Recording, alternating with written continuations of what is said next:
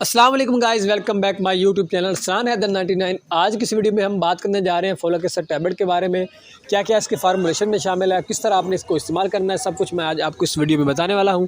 अगर आप मेरे चैनल पर न्यू हैं तो सब्सक्राइब करना मत भूलें और बेल आइकॉन को प्रेस कर दें ताकि न्यू से न्यू आने वाली मेडिसिन के बारे में मालूमात आप तक पहुँचती रहे। तो आए स्टार्ट करते हैं। सबसे पहले बात करें जी, इसका नाम है जी फोलिक एसिड और इसको बना रही है जी न्यूट्रीफैक्टर कंपनी। न्यूट्रीफैक्टर कंपनी पाकिस्तान में मशहूर तरीन कंपनी है। उसकी और भी प्रोडक्ट हैं जो कि बहुत ही अच्छी हैं। उमूमन आप सब लोग ये जानते हैं कि जिंक फोलिक एसिड टैबलेट क्यों इस्तेमाल करवाई जाती है। ये औरतों में होने वाली खून की कमी उसको दूर करती है, उसके बाद जिस्म में होने वाली कमज़ोरी को दूर करती है और खून की मिकदार को बढ़ाती है।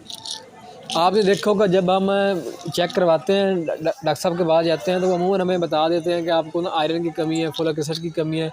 तो अमूमन वो फोलिक एसिड की टैबलेट लिख देते हैं जो आपने इस्तेमाल करनी होती है। उससे आपके आयरन की कमी, खून की कमी पूरी होती है।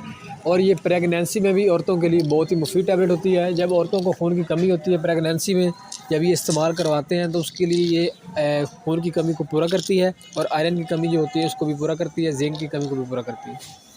आपने देखा होगा जब औरतों को प्रेगनेंसी होती है तो उसमें उनको फोलिक एसिड की कमी हो जाती है, तो उस कमी को दूर करने के लिए फोलिक एसिड की टैबलेट इस्तेमाल करवाई जाती है जो कि खून की कमी को दूर करती है और जिंक की कमी जो हो जाती है उसको भी दूर करती है। इसके इस्तेमाल से जिस्मानी क़ुव्वत बहाल होती है, उसके बाद फोलिक एसिड की कमी भी ख़त्म हो जाती है, उसके बाद आयरन की कमी भी ख़त्म होती है।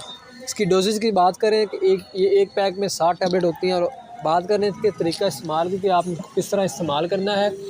इस्तेमाल करने का तरीका ये है कि आप ये एक टैबलेट एक रोज़ाना भी ले सकते हैं, नहीं कि डॉक्टर की हिदायत के मुताबिक इस्तेमाल करें। अगर आपको ज़्यादा इशू है तो आप डॉक्टर की हिदायत के मुताबिक इस्तेमाल करें। अगर कोई और मसला है वो भी डॉक्टर की हिदायत के मुताबिक इस्तेमाल करें। Bundle of thanks.